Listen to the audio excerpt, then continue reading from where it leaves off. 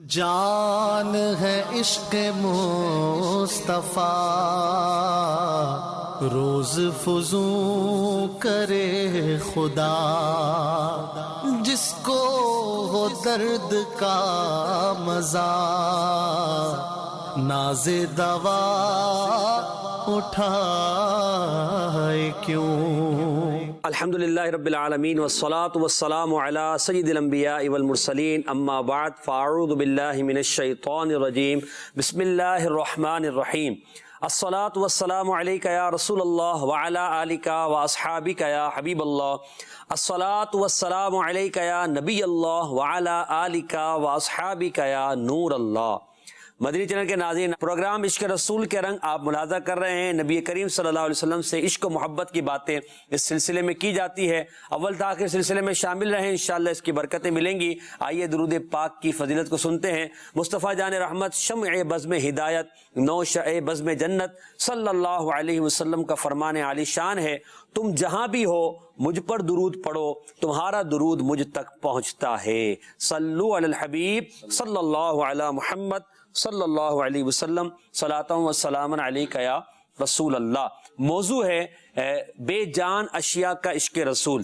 بے جان چیزیں کیسے نبی کریم صلی اللہ علیہ وسلم سے محبت کیا کرتی تھی، حضور کو پہچانا کرتی تھی، حضور کی رسالت کی گواہی دیا کرتی تھی۔ ایک واقعہ میں عرض کرتا ہوں کہ جس میں نبی پاک صلی اللہ علیہ وسلم کی رسالت اور آپ صلی اللہ علیہ وسلم کی نبوت و محبت کی گواہی بے جان اشیاء دیتی ہیں۔ تو اس کے بعد انشاءاللہ مبلغین کی طرف بھی بڑھیں گے اور ان سے بھی اس بارے میں کچھ مدنی پھول حاصل کریں گے۔ امام طبرانی رحمۃ اللہ تعالیٰ علیہ ایک روایت نقل کرتے ہیں اور امام بہقی نے بھی اسے روایت کیا ہے کہ حضرت سیدنا ابو ذر رضی اللہ تعالیٰ عنہ سے روایت ہے، نبی کریم صلی اللہ علیہ وسلم اکیلے تشریف فرما تھے کہ آپ کی خدمت میں حاضر ہوا اور بیٹھ گیا۔ اتنے میں سیدنا ابو بکر صدیق رضی اللہ تعالیٰ عنہ حاضر خدمت ہوئے، انہوں نے سلام کیا اور وہ بھی بیٹھ گئے۔ پھر فاروق اعظم رضی اللہ تعالیٰ عنہ حاضر خدمت ہوئے، انہوں نے سلام کیا اور وہ بھی آ کر بیٹھ گئے۔ پھر حضرت عثمان غنی رضی اللہ تعالیٰ عنہ حاضر ہوئے اور وہ بھی آ کر بیٹھ گئے۔ رسول اللہ صلی اللہ علیہ وسلم کے سامنے 7 کنکریاں پڑی ہوئی تھیں۔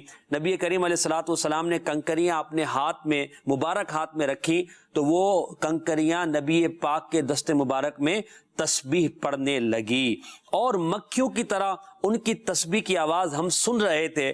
پھر نبی کریم علیہ الصلوۃ والسلام نے ان کنکریوں کو نیچے رکھ دیا تو ان کی آواز یعنی ان کی تسبیح بند ہو گئی۔ اس کے بعد نبی پاک علیہ الصلوۃ والسلام نے کنکریوں کو اٹھا کر حضرت ابو بکر صدیق رضی اللہ تعالیٰ عنہ کے ہاتھ میں دیا تو ان کے ہاتھ میں بھی کنکریاں تسبیح پڑھنے لگی اور شہد کی مکھیوں کی طرح ان کی آواز سنائی دے رہی تھی۔ جب آپ صلی اللہ علیہ وسلم نے انہیں زمین پر رکھا تو ان کی تسبیح کی آواز بند ہو گئی۔ بعد ازاں نبی پاک علیہ الصلوۃ والسلام نے حضرت عمر رضی اللہ تعالیٰ عنہ کے ہاتھ میں کنکریاں رکھی تو وہاں بھی کنکریوں سے تسبیح کے کلمات سنائی دیے جسے شہد کی مکھیوں کی طرح سنائی دیا جا رہا تھا۔ جب انہیں زمین پر رکھ دیا گیا تو ان کی آواز بند ہو گئی۔ پھر حضرت عثمان غنی رضی اللہ تعالیٰ عنہ کے ہاتھ میں بھی کنکریوں نے تسبیح پڑھی۔ جب انہیں نیچے رکھا گیا تو ان کی آواز ختم ہو گئی۔ اس کے بعد پیارے آقا صلی اللہ تعالی علیہ وسلم نے ارشاد فرمایا، ہذہ خلافت نبوہ، یہ نبوت کی خلافت کی طرف اشارہ ہے۔ اللہ تعالیٰ کی ان سب پر رحمت ہو، ان کے صدقے ہماری مغفرت ہو۔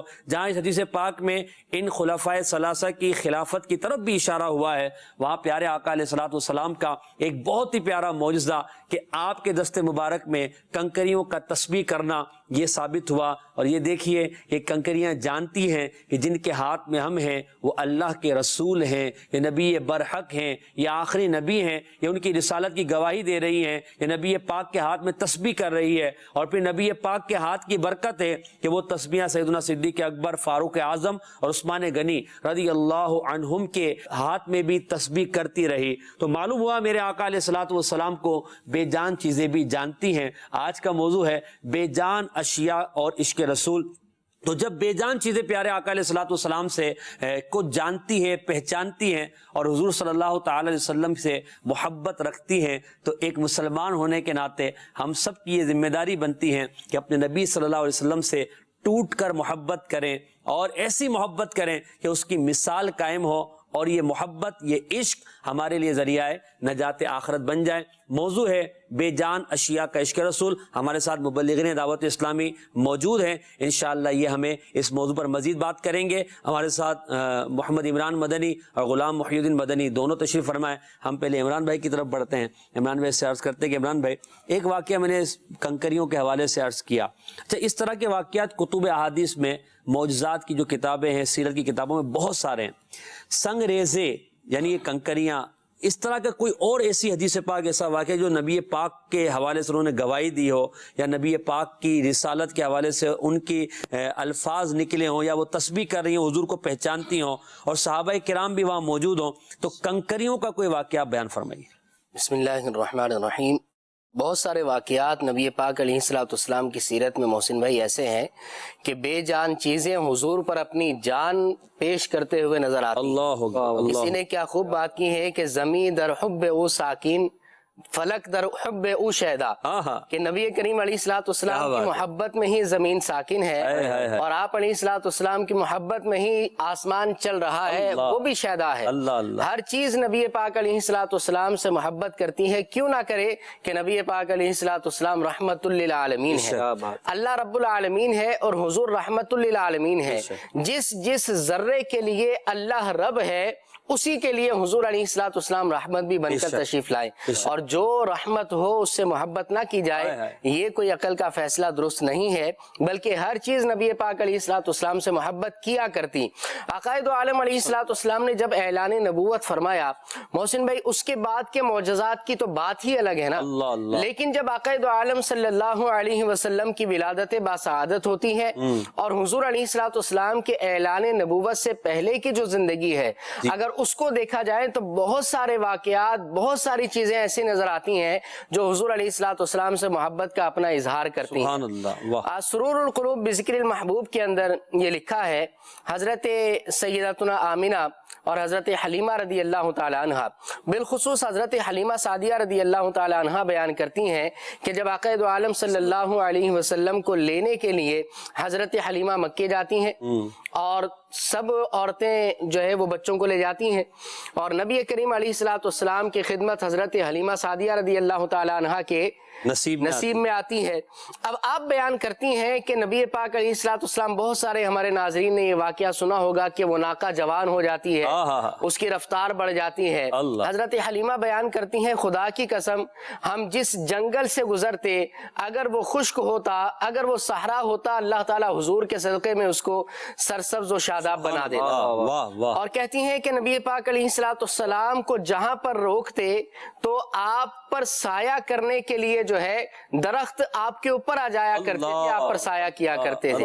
اور آپ کہتی ہیں کہ جس پتھر سے بھی گزرتے تو وہ نبی پاک علیہ الصلوۃ والسلام کو پہچانتا, اور آپ علیہ الصلوۃ والسلام پر درود و سلام کے نذرانے پیش کیا کرتا تھا. کیا بات. یہ بچپن کا عالم ہے. یعنی یہ اگر ہم اس کو یوں کہیں کہ جب تک انسانوں کو حضور کی معرفت نہیں ہوئی تھی, اس سے پہلے بے جان چیزیں نبی پاک کو جانتی تھی, پہچانتی تھی, حضور کی رسالت کی گواہی دیتی تھی, کیونکہ ابھی تو حضور نے اعلان نبوت فرمایا نہیں ہے, اور اعلان نبوت کے بعد کے بھی واقعات پہلے کے بھی ہیں. یعنی کتنی پیاری بات آپ نے حضرت حلیمہ سعدیہ کے حوالے سے ملتا جلتا مدارج النبوہ میں کہ ایک مرتبہ رات کی تاریکی میں سفر تھا, نبی پاک صلی اللہ علیہ وسلم سواری پر جلوہ فرما تھے, یہاں تک کہ حضور علیہ الصلوۃ والسلام محو استراحت ہو گئے, یعنی حضور علیہ الصلوۃ والسلام کی بارگاہ میں نیند آ گئی. تو نبی پاک صلی اللہ علیہ وسلم کی سواری چل رہی ہے, آگے بیری کا درخت ہے. اچھا, آگے بیری کا درخت آ گیا, اس بیری کے درخت نے اپنے آپ کے دو حصے کیے. یعنی اگر سوار سو جائے تو پھر لازمی سی بات ہے آگے جو ہونا ہے وہ سب آپ سمجھ سکتے ہیں, کیونکہ سواری مطلب سوار سو گیا ہے یا سوار کو نیند آ گئی ہے, اب گاڑی کون چلائے گا؟ اگر ڈرائیور ہی سو جائے تو پھر گاڑی کا کیا ہوگا؟ لیکن اب نبی پاک کی تو شان ہی نرالی ہے, حضور کی تو مطلب ہم تشبیہ کسی طرح دے ہی نہیں سکتے. تو نبی پاک صلی اللہ علیہ وسلم آرام فرما رہے ہیں اور سواری پر ہیں, اور سواری جا رہی ہے اپنے راستے. آگے بیری کا درخت آ گیا تو شیخ محقق لکھتے ہیں عبدالحق محدث دہلوی کہ اس بیری کے درخت نے اپنے دو حصے کر لیے اور حضور علیہ الصلوۃ والسلام کی سواری کو راستہ دیا. کیا بات ہے. پھر وہ درخت اتنا مشہور ہوا کہ صدر النبی کے نام سے مشہور. سبحان اللہ, واہ واہ. یعنی وہ بیری کا درخت نبی پاک کے نام سے موصوف ہو گیا. کیوں؟ کیونکہ اس نے اپنی ذات کو نبی پاک کے لیے فنا کر دیا تھا نا.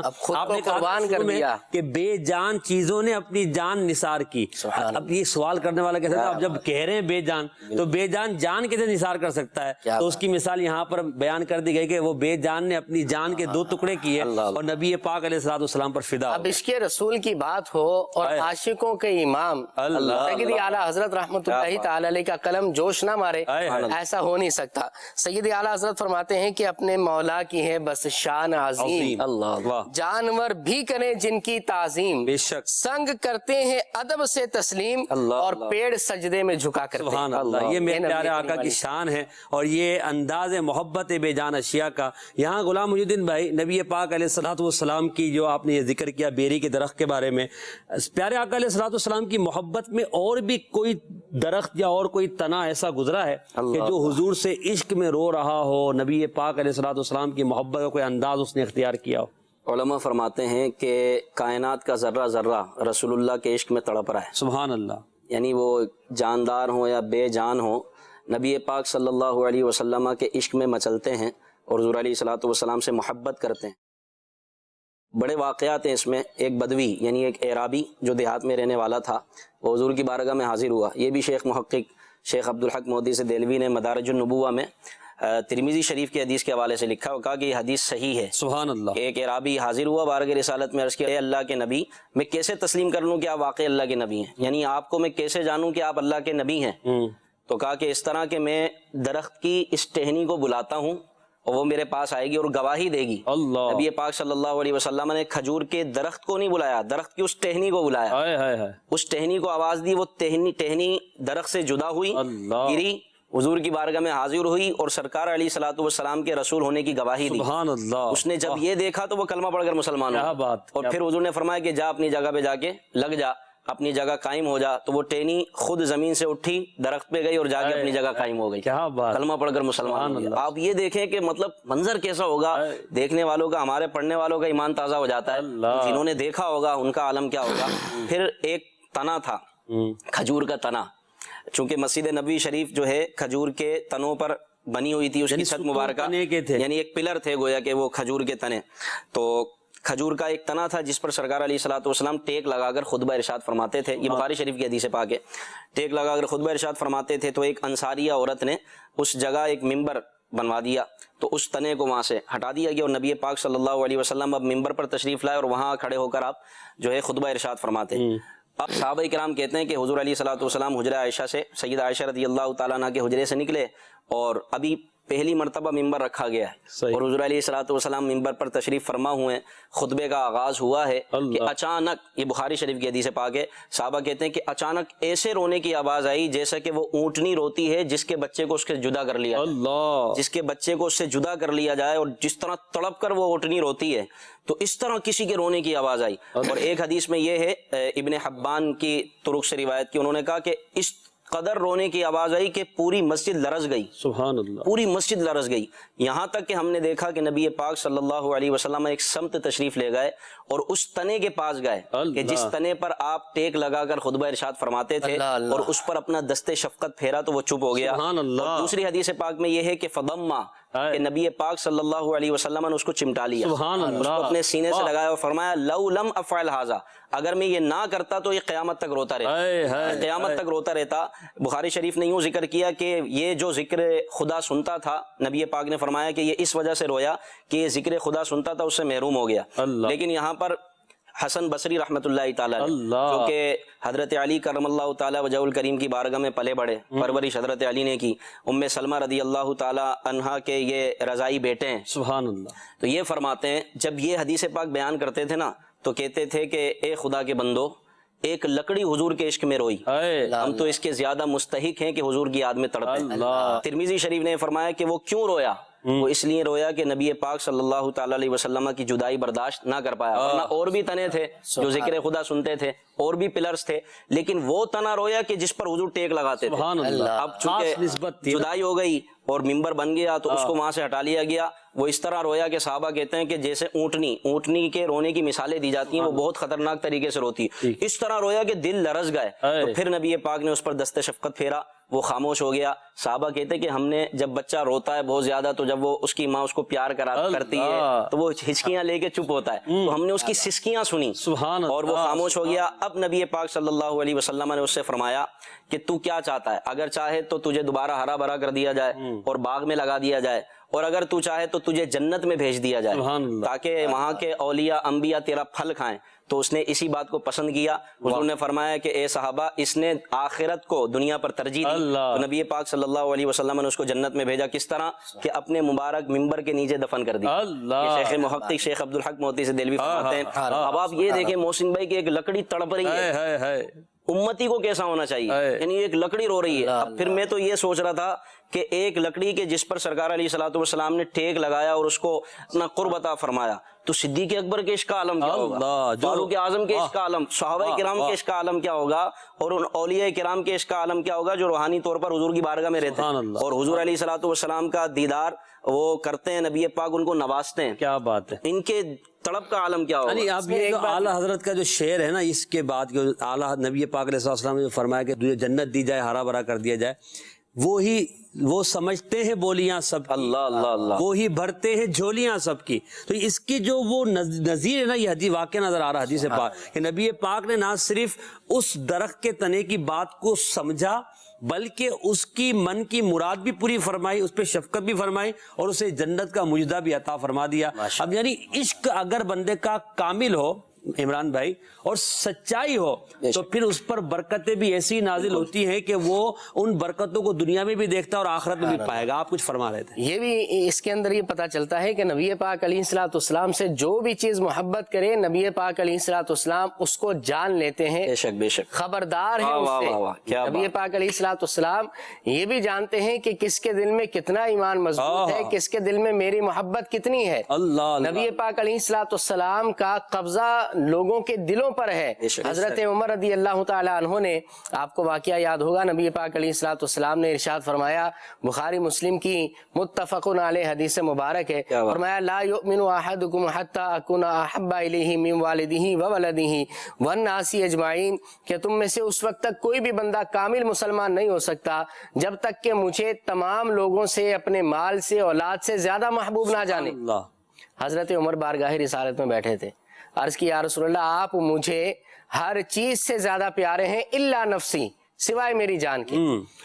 تو نبی کریم علیہ الصلوۃ والسلام نے جب یہ سنا, نظر اٹھائی, حضرت عمر فاروق اعظم کے سینے پر نظر ڈالی, فوراً فاروق اعظم عرض کرتے ہیں یا رسول اللہ اب آپ مجھے میری جان سے بھی زیادہ عزیز ہیں, مجھے میری جان سے زیادہ عزیز ہو گئے. مفتی احمد یار خان نعیمی رحمۃ اللہ علیہ نے اس حدیث مبارک کی شرح میں میراث کے اندر لکھا ہے کہ آخر کیا ہوا, سیکنڈوں میں یہ بات چینج ہو گئی, ابھی کہہ رہے تھے کہ نہیں, ابھی کہہ رہے ہیں کہ بالکل ہو گئے.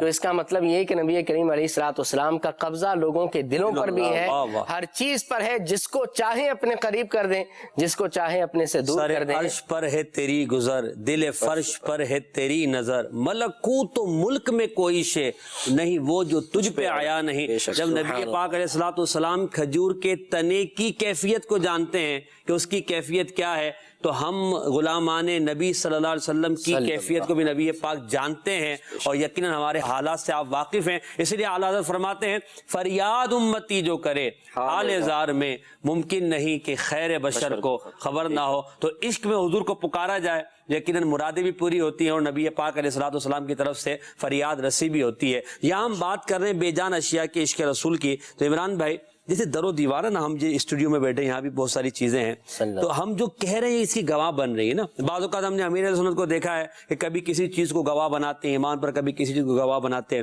تو پھر ہم جب دعا مانگتے ہیں تو امام صاحب جب دعا مانگتے ہیں تو ہم آمین کہتے ہیں, مسجد میں گونج پڑتی ہے آمین کی, آمین کی آواز آتی ہے, وہ ہمیں نظر آ رہے ہوتے ہیں. ایسی کوئی بات آپ بیان کریں کہ نبی پاک دعا کر رہے ہوں اور آمین کہی جا رہی ہو مگر آمین کہنے والا نظر نہ آ رہا ہو. کیا بات ہے. نبی کریم علیہ الصلوۃ والسلام کی سیرت کو اگر دیکھا جائے, بہت سارے واقعات ایسے ہیں کہ بے جان چیزوں نے نبی کریم علیہ الصلوۃ والسلام کی دعا پر آمین کہا ہے. خصائص الکبریٰ کے اندر یہ روایات لکھی ہوئی ہیں کہ ایک مرتبہ نبی پاک علیہ الصلوۃ والسلام, حضور علیہ الصلوۃ والسلام حضرت عباس رضی اللہ تعالیٰ عنہ اپنے چچا کے پاس تشریف لے جاتے ہیں. حضور علیہ الصلوۃ والسلام حضرت عباس کو اپنے قریب بٹھاتے ہیں، ان کی اولاد کو بھی قریب بٹھاتے ہیں اور پھر ایک چادر جو ہے ان کے اوپر دے دیتے ہیں، صحیح، اپنے اوپر بھی چادر لے کر چادر میں سب کو ڈھانپ لیتے ہیں، چادر میں چھپا لیتے ہیں۔ سبحان اللہ۔ پھر اللہ تعالیٰ سے دعا کرتے ہیں کہ باری تعالیٰ یہ میرے اہل بیت ہیں، یہ میرے چچا بمنزلہ باپ کے میرے ہیں، اے اللہ میں ان سے راضی ہوں، تو بھی ان سے راضی ہو جا۔ یہ دعا حضور علیہ الصلوۃ والسلام فرماتے ہیں کوئی اور دعا میں شامل نہیں ہوتا۔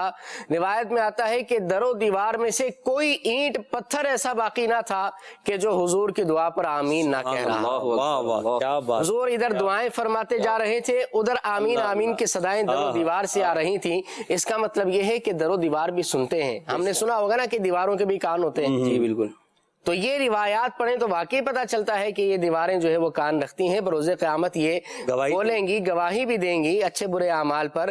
تو ہمیں امیر اہل سنت کا جیسے آپ نے طریقہ بتایا، اور بھی ہم نے نیک لوگوں کا دیکھا ہے کہ وہ در و دیوار کو اپنے ایمان پر گواہ بنا لیتے ہیں، صحیح، شجر و حجر کو اپنے ایمان پر گواہ بنا لیتے ہیں۔ یہ نبی کریم علیہ الصلوۃ والسلام کی محبت بھی ہے، در و دیوار کی حضور کے ساتھ محبت بھی ہے، بلکہ مسلم شریف کی حدیث مبارک ہے، صحیح مسلم کی حدیث مبارک ہے۔ آقا دو عالم صلی اللہ علیہ وسلم نے، حضرت جابر بن سمرہ اس حدیث کے راوی ہیں، بیان کرتے ہیں آقا دو عالم صلی اللہ علیہ وسلم نے فرمایا کہ میں آج بھی اس پتھر کو جانتا ہوں کہ جو اعلان نبوت سے پہلے مجھ پر درود و سلام پڑھا کرتا تھا۔ اللہ اکبر، اللہ اکبر۔ اور پھر اس کی شرح میں علماء نے لکھا ہے کہ وہ حضور پر اس طرح دعا پڑھتا تھا، اس طرح سلام بھیجتا تھا، الصلاۃ والسلام علیک یا رسول اللہ، الصلاۃ والسلام علیک یا حبیب اللہ۔ ان الفاظ کے ساتھ حضور پر درود و سلام بھیجتا تھا، اور حضور فرماتے ہیں کہ میں آج بھی اس کو جانتا ہوں۔ نبی پاک اس کو اس وقت سے جانتے ہیں اور آج بھی جانتے ہیں، تو پتہ ہی چلا کہ نبی پاک اعلان نبوت سے پہلے بھی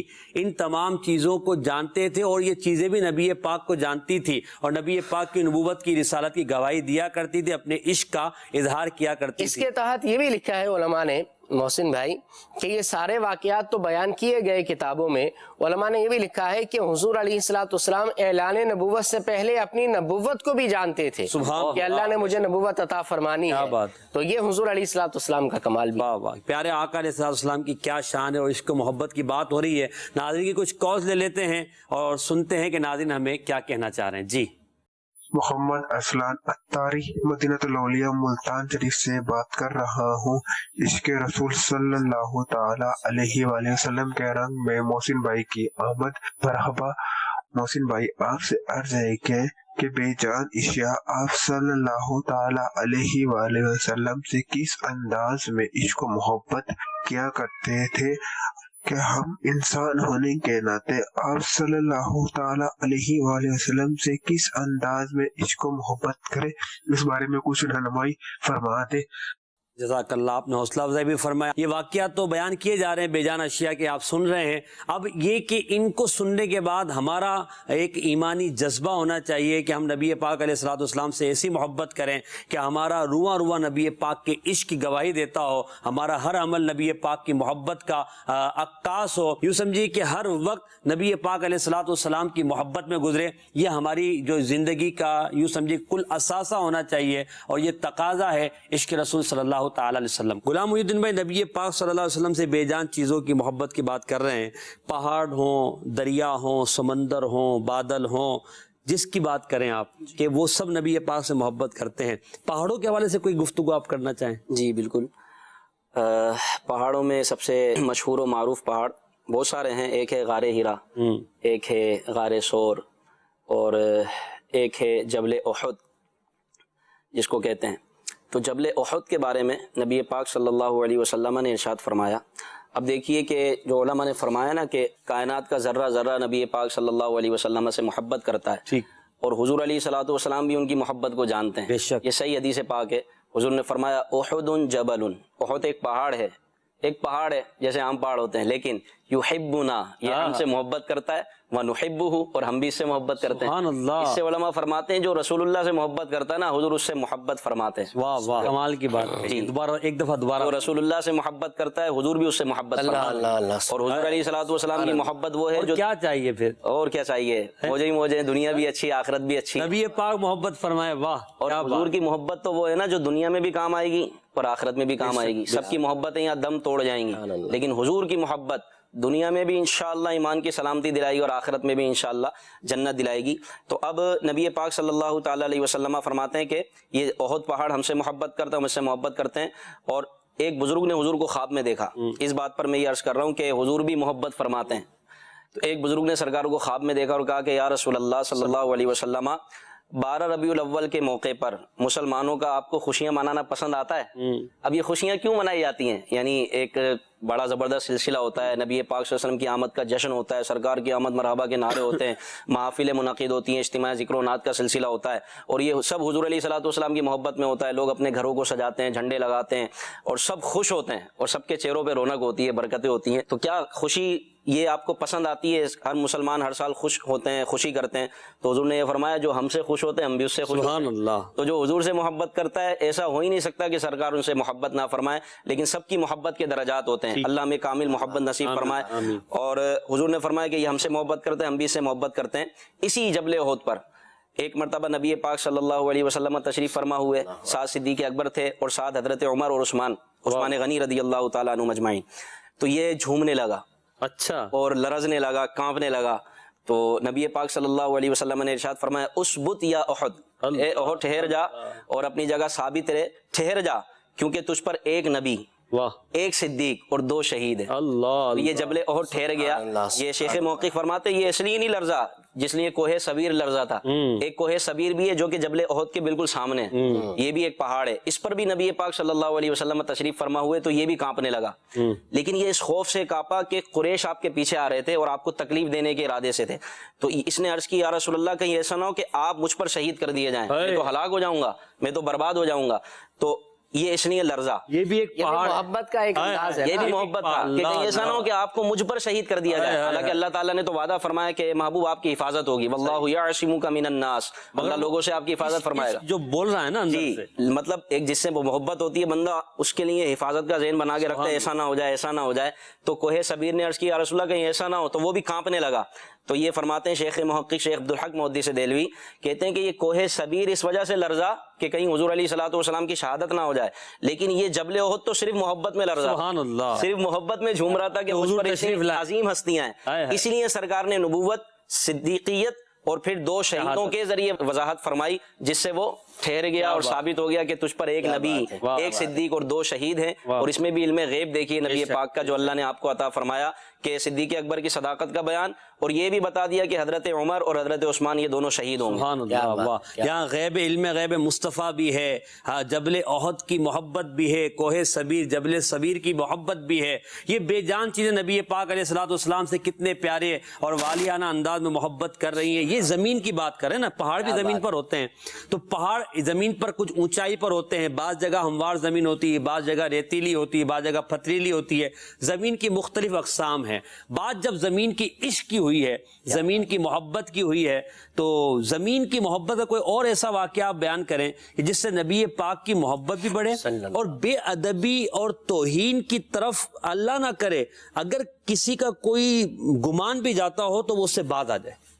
جی، ایسے بہت سارے واقعات ہیں کہ نبی کریم علیہ الصلوۃ والسلام سے دشمنی رکھنے والوں کو زمین نے بھی قبول نہیں کیا۔ اللہ اکبر، ایک شخص تھا کہ جو حضور علیہ الصلوۃ والسلام کے دور میں تھا، اس کے بارے میں حضور علیہ الصلوۃ والسلام نے فرما دیا کہ اس کو زمین قبول نہ کرے گی۔ لوگوں نے اس کو ایک جگہ پر دفن کیا، دوسرے دن جا کر دیکھا تو وہ قبر سے باہر مردہ پڑا ہوا اللہ تھا۔ اکبر، پھر دوبارہ اس کو دفن کر دیا، پھر اس کے بعد جا کر دیکھا اگلے دن تو مردہ باہر پڑا ہوا تھا۔ اس طرح 3 مرتبہ ہوا۔ نبی کریم علیہ الصلوۃ والسلام کے پاس پھر لوگ جاتے ہیں، عرض کرتے ہیں یا رسول اللہ اس طرح کا معاملہ ہے۔ عقائد عالم صلی اللہ علیہ وسلم فرماتے ہیں کہ اس کو فلاں زمین میں لے کر جاؤ اور وہاں جا کر دفن کرو تو یہ دفن ہوگا، اس کے علاوہ کہیں اور دفن نہیں ہوگا۔ چنانچہ لوگ لے جا کر اسی مقام پر جاتے ہیں، اسی زمین میں جا کر دفن کرتے ہیں تو وہ دفن ہوتا ہے۔ اسی طرح ایک اور شخص تھا جو حضور علیہ الصلوۃ والسلام کے دور میں وحی لکھا کرتا تھا۔ وحی لکھنے کے بعد وہ ہر آیت کے بعد سمیع بصیرہ لکھ دیا کرتا تھا۔ نبی کریم علیہ الصلوۃ والسلام اس کو منع فرماتے لیکن وہ باز نہیں آتا تھا۔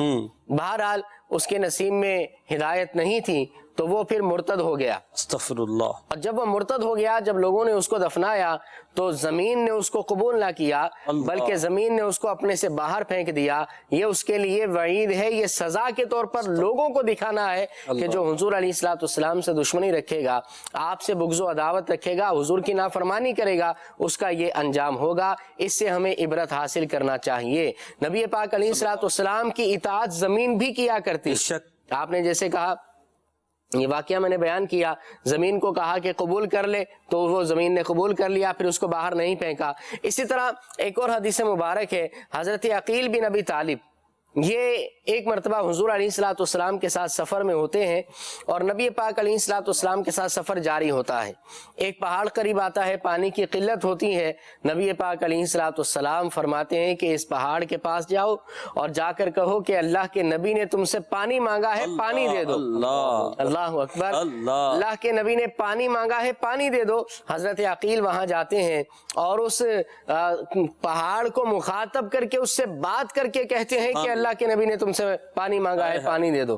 اب دیکھیں، حضور سے ہم کلام پتھروں کا ہونا، پتھروں کا حضور سے ہم کلام ہونا، یہ ایک بہت بڑی بات ہے. لیکن اس حدیث میں تو دیکھیں کہ حضرت عقیل صحابی رسول ہیں، ان سے بھی پتھر ہم کلام ہو رہا ہے. عقیل کو بھیجا آپ نے. جی، ان سے بھی. تو اس پہاڑ نے بات کی حضرت عقیل سے اور کہنے لگا کہ اے اللہ کے نبی کے صحابی، نبی پاک علیہ الصلوۃ والسلام کے دربار میں جا کر عرض کرو کہ جب سے اللہ تعالیٰ نے یہ آیت مبارکہ نازل فرمائی ہے وقودها الناس والحجارہ، کہ اس آگ سے اپنے گھر والوں کو بچاؤ جس کا ایندھن آدمی اور پتھر ہیں، تو میں اس خوف سے تب سے رو رہا ہوں کہ مجھے جو ہے وہ جہنم کا ایندھن بننا پڑے گا. میں اتنا رویا ہوں کہ میرے اندر ایک بوند پانی کی نہیں بچی. دیکھیں، ایک تو حضور کی بات ماننا اور پھر حضور سے ہم کلام ہونا اور پھر اللہ کی شان دیکھیں. ان آیتوں کا ظہور جو ہے وہ اس پہاڑ سے ہو رہا ہے. یہ نبی پاک علیہ الصلوۃ والسلام کی شان ہے. قرآن آیات کا اثر پہاڑوں کو ہے.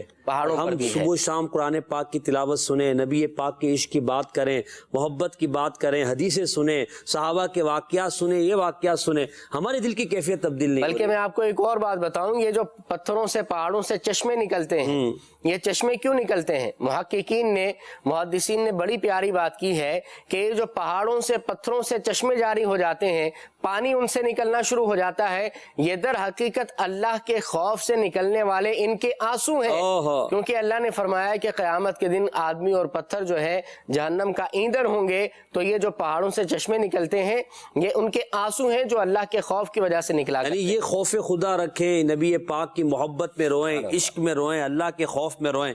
تو ایک مسلمان ہونے کی حیثیت سے ہمارے دل کی کیفیت کیا ہونی چاہیے؟ بات یہاں پر یہ ہے کہ دیکھیں مدنی چینل کے ناظرین، ہم سب سوچیں کہ ہم عشق رسول پر بات بھی کرتے ہیں، واقعات بھی سنتے ہیں، بیان بھی کرتے ہیں، تلاوت بھی کرتے ہیں، تلاوت سنتے بھی ہیں، قرآن پڑھتے بھی ہیں، قرآن پڑھنے کی دعوت بھی دیتے ہیں، بیان کرتے بھی ہیں، بیان سنتے بھی ہیں، مگر ہمارے دل کی کیفیت تبدیل کیوں نہیں ہو رہی؟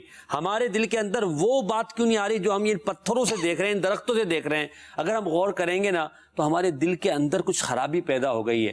دیکھیں، دل کے اندر اگر ظاہری خرابی آ جاتی ہے تو اس کا علاج کروایا جاتا ہے. شریانیں بند ہو جاتی ہے، اس کا علاج کروایا جاتا ہے. اور کوئی پرابلم ہو جاتا ہے، اس کا علاج کروایا جاتا ہے. دل کی جو یہ باطنی خرابی ہے اس کا بھی علاج کرنا چاہیے، اور اس کا علاج اچھی صحبت کی برکت سے ہوتا ہے، توبہ کی برکت سے ہوتا ہے، رب تبارک و تعالیٰ کی بارگاہ میں رجوع کی برکت سے ہوتا ہے. کیونکہ جب بندہ توبہ کرتا ہے، رجوع کرتا ہے اور اپنے دل کا علاج رب تبارک و تعالیٰ کی بارگاہ سے مانگتا ہے تو پھر اس کے دل کی کیفیت تبدیل ہوتی ہے، گندگی ختم ہوتی ہے اور کالک جو ہے وہ جھڑنا شروع ہوتی ہے. پھر دل کے اندر نور پیدا ہوتا ہے، اور جو نور جب پیدا ہوتا ہے تو پھر اللہ تبارک و تعالیٰ کی طرف سے ہمیں سوز و گداز بھی ملتا ہے اور خوف بھی ملتا ہے، عشق میں بھی اضافہ ہوتا ہے.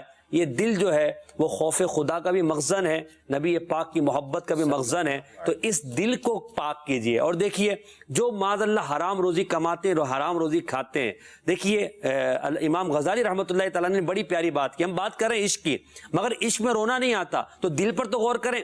اب جس کا کھانا پینا سب حرام ہے، جو ہم غذا کھاتے ہیں یہ ہمارے دل کے، ہمارے جسم میں اس کی نشو نما ہوتی ہے، اس سے خون بنتا ہے، اور خون سارا خون جو ہے وہ دل سے پمپ ہوتا ہے پورے جسم کے اندر. آپ مجھے بتائیے کہ حرام غذاؤں کے ذریعے جب جسم پلے گا بڑھے گا اور وہی خون جب دل میں جائے گا تو یہ سوز و گداز ملے گا کیسے؟ تو اپنی غذا کو بھی حلال کیجئے, اپنے اعمال پر بھی غور کیجئے اور رب تبارک و تعالیٰ کی بارگاہ میں دعا کیجئے. پھر دیکھیے انشاءاللہ عشق رسول کی وہ آپ کو لذت ملے گی, وہ حلاوت ملے گی کہ آپ تنہائی میں بھی ہوں گے تو نبی پاک کی یاد میں رونا آئے گا. جب نعت شریف پڑھی جائے گی تو رونا آئے گا. جب نبی پاک علیہ السلام کی محبت کی بات آئے گی تو آپ گم ہو جائیں گے. جب مدینے کی بات آئے گی تو دیکھیں نا, چھوٹے چھوٹے بچے جو مدنی چینل پر پرفارم کیا یا اس طرح جب نعتیں سنتے ہیں تو ان کی آنکھوں سے آنسو جاری ہو جاتے ہیں, ان کے دل پاک ہیں. اللہ ہمیں بھی ہمارے دل کو بھی پاک کر دے اور ہم بھی نبی پاک کی محبت میں رونے, تڑپنے اور مچلنے والے بن جائیں. اللہ پاک ہمیں سچا عاشق رسول بنائے, آمین. بجاہ نبی الامین صلی اللہ تعالی علیہ وسلم. کچھ کاز لے لیتے ہیں پھر مزید اس موضوع کو آگے بڑھاتے ہیں. جی, بے جان اشیاء کا عشق رسول آپ نے موضوع رکھا ہے, یہ کیسے ممکن ہے کہ بے جان چیز کو کسی سے محبت ہو جائے؟ ممکن ہے جبھی تو ہم بتا رہے ہیں نا, اگر ناممکن ہوتا تو ہم کیوں بتاتے؟ اور احادیث میں ذکر ہے کہ وہ جان اشیاء, ابھی آپ جیسے عمران بھائی نے واقعہ بیان کیا کہ قرآن کی آیت جب نازل ہوئی تو وہ اس وقت سے رو رہا ہے پار, تو بے جان چیزیں سنتی ہیں. اگرچہ ہمیں ان کی وہ جو سماعت ہے, بصارت ہے, سمجھنا ہے, جواب دینا, وہ سمجھ میں نہیں آ رہا ہوتا, مگر بے جان چیزوں کو اللہ تعالیٰ نے قوت دی ہے. اور نبی پاک علیہ السلام کی جب بات کریں ہم تو پیارے آقا عام بشر تو ہے ہی نہیں, وہ تو نبی پاک علیہ السلام کی شان تو بڑی عرفہ والا ہے. تو بے جان چیز کی طرف جب نبی پاک کرم فرمائیں تو اس بے جان کے کلمات حضور سمجھ جائیں اور وہ بے جان نبی پاک کے کلمات کو نہیں. تو یہ انہوں نے کہا نا بے جان چیزوں کو کسی سے محبت ہو جائے, تو کسی سے نہیں ہوئی, نبی پاک سے. اللہ اللہ, عام بشر تو ہے نہیں. ہو سکتا ہے کہ کسی سے کیسے ہو, تو کسی سے نہیں بلکہ نبی پاک سے محبت ہوئی ہے. اور نبی کی بارگاہ میں کوئی چیز بے جان نہیں ہے. بے شک, اور جس کو ہم بے جان کریں تو ہمارے اعتبار سے بے جان ہے نا, ورنہ اسی کے بارے میں قرآن کہتا ہے زمین کے بارے میں, یوم دن تحدث اخبارا, قیامت کے دن یہ خبریں بتائے گی, اس دن یہ خبریں بیان کرے گی. یہ دروازوں کا بند ہونا, مفتی صاحب نے تو لکھتا ہے, مفتی احمد یار خان نعیمی رحمۃ اللہ تعالی لکھتے ہیں کہ یہ جو دروازے کی چڑچڑاہٹ ہوتی ہے نا, جو دروازہ بند ہوتے ہوئے آواز آتی ہے, یہ بھی در حقیقت اس کا ذکر کرنا. اللہ اللہ. تو یہ ہمارے اعتبار سے بے جان ہے, لیکن اللہ تبارک و تعالیٰ نے ہر ایک کو جان عطا فرمائی ہے. اور موت کیا ہے؟ کسی چیز کا خشک ہو جانا. جیسے نباتات میں ہم دیکھیں, پھولوں میں, پودوں میں, درختوں میں, تو ان کی جان ہے ہرا بھرا ہونا. اور جب یہ خشک ہو جاتی ہے نا تو یہ جو ہے سمجھے کہ موت کا شکار ہو گئی. اور جب تک جو چیز ہری بھری رہتی ہے اللہ کا ذکر کرتی ہے. اور آپ نے کہا ان کی جان کیا ہے؟ ہرا بھرا ہونا. اور مسلمان کی جان کیا ہے؟ عشق رسول. اللہ اکبر. جس کے عشق رسول زیادہ ہوگا وہ زیادہ ہرا بھرا دنیا میں بھی ہوگا, آخرت میں بھی ہوگا. اگلی کال. سگی اطار محمد حمزہ رضا اطاری سانگلہ سے عرض کر رہا ہوں, آپ کا سلسلہ بہت ہی خوبصورت, بہت پیارا ہے. اس سلسلے میں کبھی حاجی عبدالحبیب اطاری کو بھی مدعو کریں. مدعو کیا ہے 2 مرتبہ ماشاءاللہ. عبدالحبیب بھائی تشریف لائیں, انشاءاللہ پھر ان قریب بلائیں گے, آپ کا پیغام بھی پہنچا دیں گے ان تک. اگلی ان کی مجلس تو آ گئی ہے نا. ہاں, عمران بھائی تو آئے گئے ہیں تو انشاءاللہ ان کو بھی بلا لیں گے. اگلی کال. میرا آپ سے سوال یہ ہے کہ رسول صلی اللہ علیہ وآلہ وسلم سے محبت کا کیا انداز ہونا چاہیے؟ جی عمران بھائی, انداز کیا ہونا چاہیے؟ بسم اللہ الرحمن الرحیم. انداز تو یہ ہے کہ جو ہم نے اسلاف کرام میں دیکھا ہے ویسا انداز ہونا چاہیے. اللہ تعالیٰ مجھے بھی وہ انداز اپنانے کی توفیق عطا فرمائے. حضور کی محبت میں جینا ہو, حضور کی محبت ہی میں مرنا ہو. سبحان اللہ. یعنی ہمارا ہر عمل حضور کی محبت ہی کے اندر ہو اور سنتوں پر عمل کریں, حضور علیہ الصلوۃ والسلام کی تعلیمات کو عام کریں, اسلام پر مکمل عمل کریں. یہ حضور علیہ الصلوۃ والسلام سے محبت کا ایک انداز ہو سکتا ہے. آج کل ظاہری تصویر دیکھنی ہے تو دعوت اسلامی کے مدنی ماحول کو دیکھ لیں, امیر اہل سنت کو دیکھ لیں کہ آپ کا رواں رواں عشق رسول میں ڈوبا ہوا ہے. جیسے آپ کے اعمال ہیں ہمیں ویسا دیکھ کر عمل کرنا چاہیے, تو انشاءاللہ ہم ایک حد تک کامیاب ہوں. یعنی ہم ظاہری طور پہ بھی کسی کو اپنا آئیڈیل بنانا چاہیں تو امیر سنت کی ذات ہے جو عشق رسول میں ہم سمجھتے ہیں اللہ کی رحمت سے کہ وہ کامل ہیں, اور ان کی برکت سے اللہ تعالی ہمیں بھی عشق رسول میں کمال عطا فرمائے گا. اگلی کال. میرا سوال یہ ہے کہ کیا سورج اور چاند بھی حضور صلی اللہ علیہ وسلم کو پہچانتے ہیں؟ غلام محی الدین بھائی. دنیا کا ذرہ ذرہ پہچانتا ہے اور حضور علیہ الصلوۃ والسلام کی اطاعت کرتے ہیں. صرف انسان ہے جو غافل ہے. اللہ, جن کو اللہ نے یہ توفیق دی ہے کہ وہ رسول اللہ صلی اللہ علیہ وسلم پر ایمان لائے اور ان کو پھر عشق ملا تو ان کی شان ہی نرالی ہے. لیکن پھر امت کی علماء نا 2 قسمیں بتاتے ہیں, ایک ہوتی ہے امت دعوت اور ایک ہوتی ہے امت اجابت. یہ سب رسول اللہ کی امت ہیں, قیامت تک جو آ رہے ہیں, خواہ وہ کافر ہوں مسلم ہوں جو بھی ہوں, امت سب ہیں. لیکن پھر امت کی 2 قسمیں ہو گئیں. ایک ہے امت دعوت, جن تک دعوت پہنچی لیکن انہوں نے قبول نہیں کی تو وہ صرف امت دعوت کہلائے.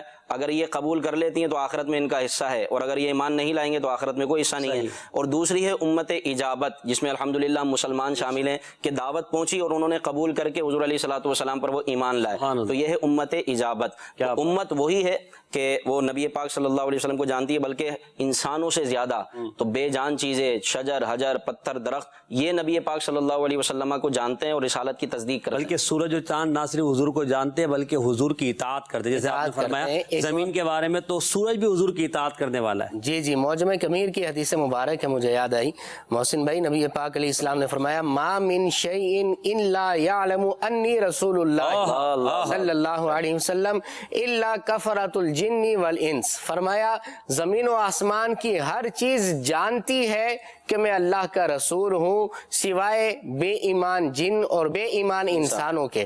تو یہ ہر چیز جانتی ہے نبی پاک علیہ الصلوۃ والسلام کو کہ حضور علیہ الصلوۃ والسلام اللہ کے نبی ہیں، اللہ کے محبوب ہیں۔ چاند حضور کو جانتا تھا، تبھی تو بچپن کے اندر حضور کے اشاروں پر ہلا کرتا تھا۔ واہ واہ واہ۔ اور حضور کو چاند جانتا تھا، تبھی تو حضور کے اشاروں پر دو ٹکڑے ہو گیا تھا۔ سورج حضور کو جانتا تھا، تبھی تو حضور کے اشارے پر پلٹ آیا تھا۔ اگر یہ جانتے نہ ہوتے تو پلٹ کیسے آتے، دو ٹکڑے کیسے ہوتے، ان کے اشاروں پر چلتے کیسے نبی پاک علیہ السلام کے؟ ہر چیز جانتی ہے اور حضور سے محبت کرتی ہے۔ اے کاش ان کے صدقے اللہ ہمیں بھی محبت۔ آمین آمین۔ اگلی کال سلسلہ محسن بھائی مدینہ مدینہ بہت زبردست لے کر چل رہے ہیں آپ، اللہ کو برکت دے۔